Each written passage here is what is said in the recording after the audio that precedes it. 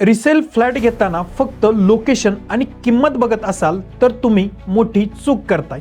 योग्य कागदपत्रांची तपासणी न केल्यास लाखो रुपयांचा तोटा आणि वर्षानुवर्षे कोर्टामध्ये फेरी मारण्याची वेळ येऊ शकते। फ्लॅट खरेदी करण्यापूर्वी सर्वप्रथम मालकी हक्क स्पष्ट आहे का हे तपासा। त्यासाठी मूळ सेल डीड म्हणजेच खरेदी खत आणि प्रॉपर्टी कार्ड व्यवस्थित पाहून घ्या। त्यानंतर बिल्डिंगला रहिवासी मंजुरी म्हणजेच ओसी आणि बांधकाम परवानगी अर्थात सीसी आहे का याची खात्री करा।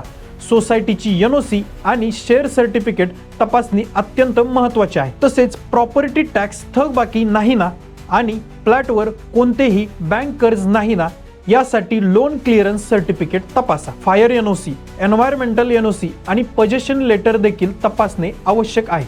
फ्लॅट घ्या पण आधी कायदेशीर तपासणी पूर्ण करा। यासाठी लागणाऱ्या सर्व डॉक्युमेंट्सच्या लिस्टसाठी कमेंटमध्ये लिस्ट असं टाईप करा। मी ती लिस्ट तुमच्यापर्यंत पोहोचवतो।